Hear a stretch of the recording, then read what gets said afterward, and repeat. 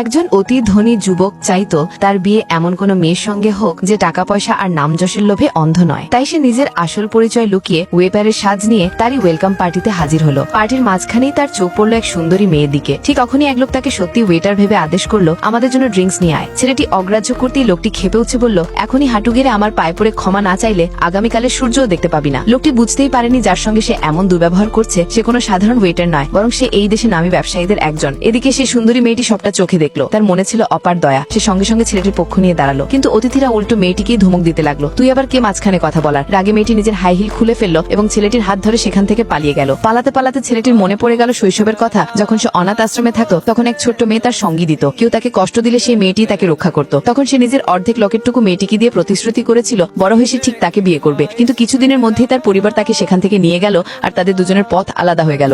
15 বছর পর ছেলেটি বড় ব্যবসায়ী হয়ে উঠল, কিন্তু সে প্রতিশ্রুতি ভোলেনি। অনেকগুলো গাড়ির বহন নিয়ে সে আবার সেই অনাথ আশ্রমে ফিরলো তার সেই ছোটবেলার সাথীকে খুঁজে বিয়ে করবে বলে। কিন্তু অনাথ আশ্রমের পরিচালক জানালেন সেই মেয়ে বহুদিন আগেই চলে গেছে। এ কথা শুনে ছেলেটি শপথ করলো প্রয়োজনে সে তার সমস্ত ধনসম্পদ খরচ করবে, তবু মেয়েটিকে খুঁজে বের করবে। ওদিকে মেয়েটি তার মাকে খুঁজে পেল, কিন্তু মা তাকে নিজের মেয়ে হিসেবে মানতে রাজি নন। আসলে বহু বছর ধরে মা একজন ধনী মানুষের সেকেন্ড ওয়াইফ হিসেবে থাকতেন এবং এখন সেই বাড়ি গৃহকর্ত্রী হতে চলেছিলেন। তিনি ভয় পেলেন মেয়ের অস্তিত্ব জানাজানি হলে তার সম্পর্ক ভেঙে যেতে পারে। তবে বাড়ির মালিক ও তার মেয়ে খুব ভালো মানুষ ছিল, তারা মেয়েটিকে বাড়িতে থাকতে দিল। মেয়েটি ভাবলো সে ভালো মানুষের কাছে এসেছে, কিন্তু সত্যি হলো তার মা এবং সৎমা মিলে কুটচার শুরু করে দিল। তাদের মূল উদ্দেশ্য ছিল মেয়েটিকে সেই বড় ব্যবসায়ীর কাছে পাঠিয়ে দেওয়ার, যেন সে তাকে বিয়ে করে আর ফলস্বরূপ তারাও ভাগ্য উজ্জ্বল করতে পারে।